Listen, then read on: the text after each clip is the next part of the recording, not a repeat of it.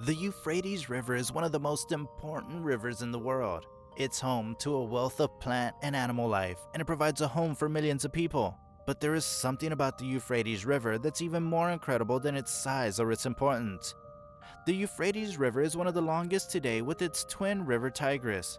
These rivers surround their flow around an area recognized historically as Mesopotamia, or land between two rivers.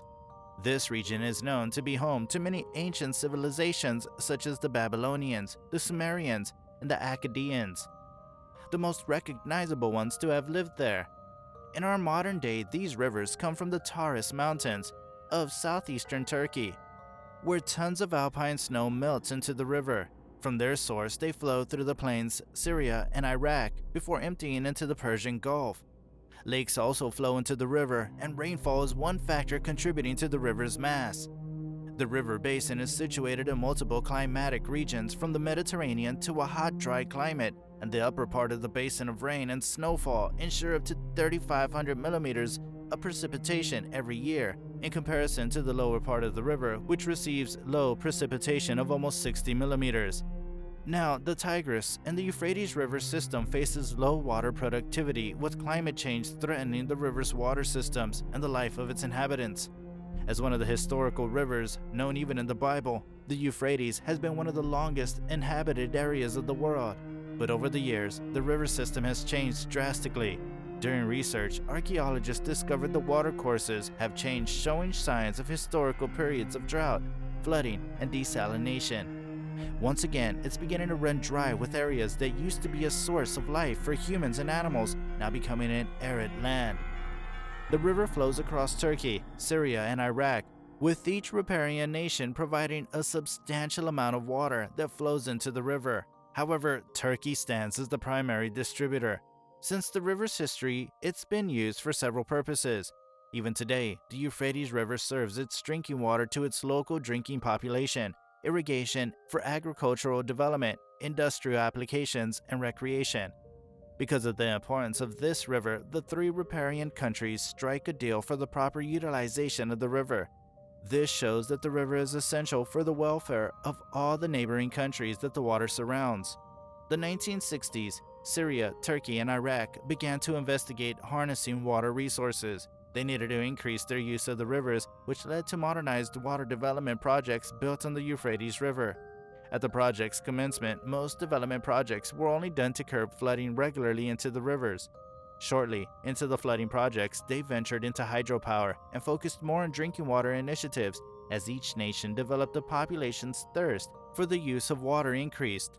The drought in Iraq is one of the worst it has been in years. Archaeologists in the nation will benefit from this despite the fact that it is terrible news for farmers.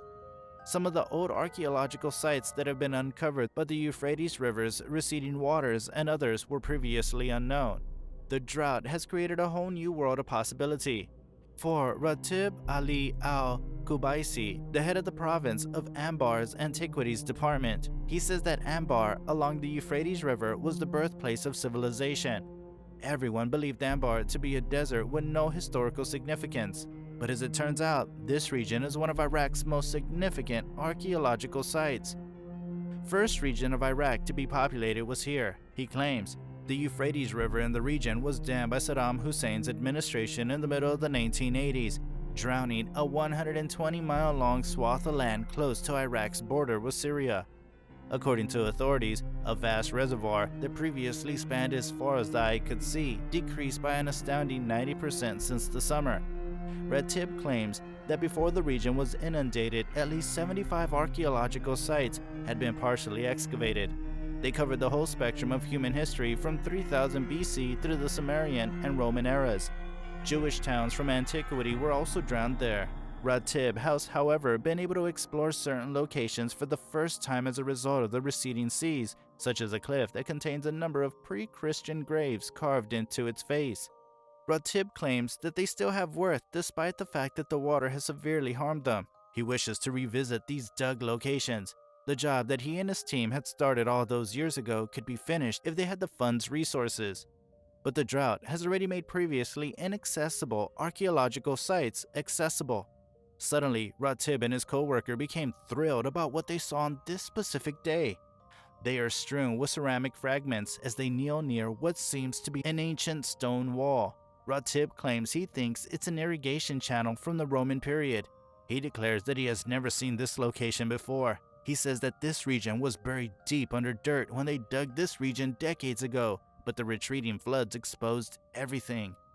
They're shocked to find out, but worry soon follows their joy.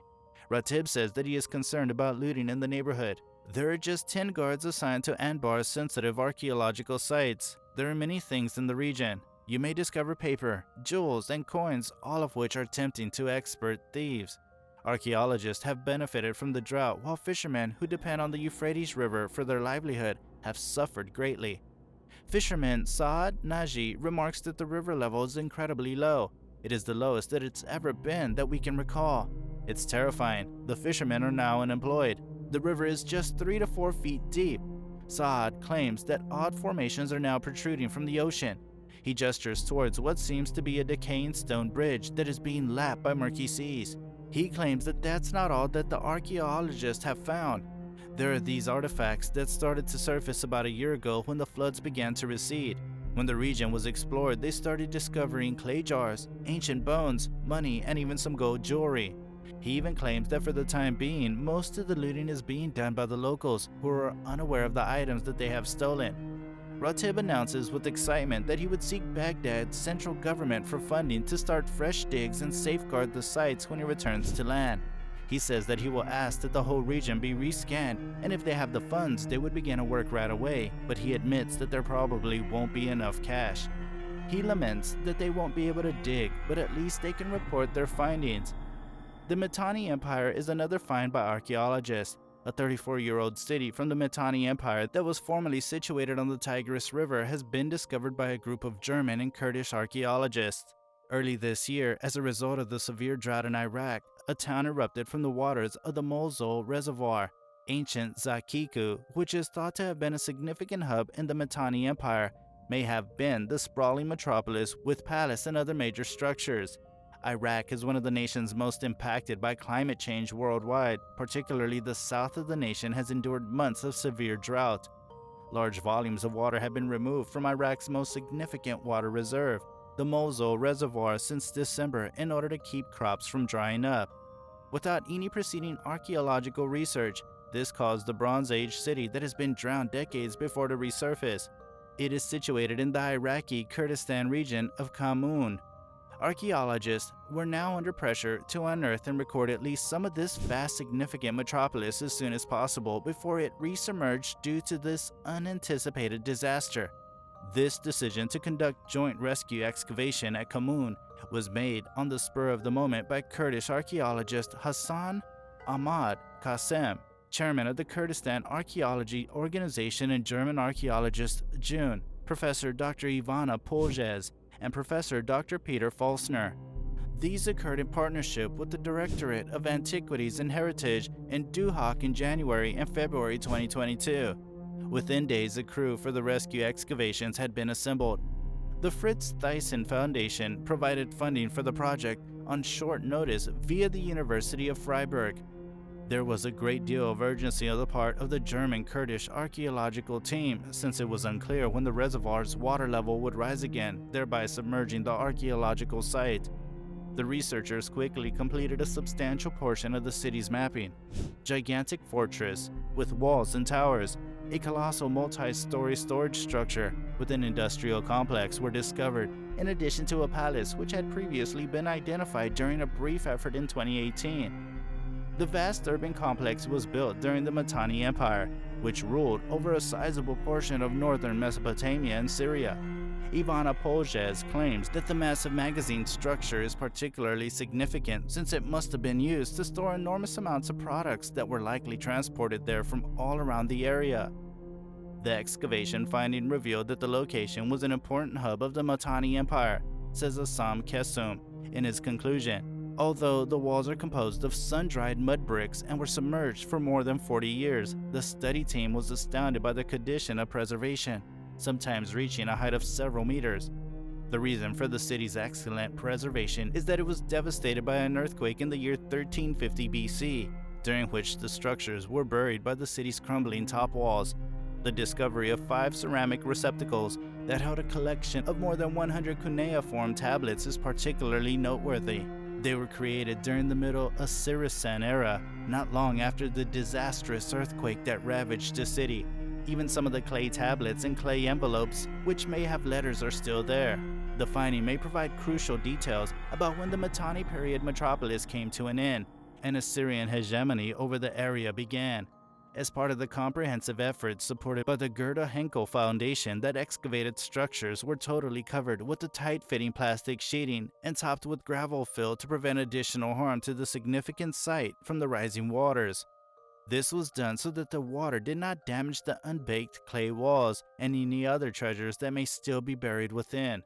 However, this place has submerged under the water once again. Hopefully, archaeologists will be able to excavate this site once again.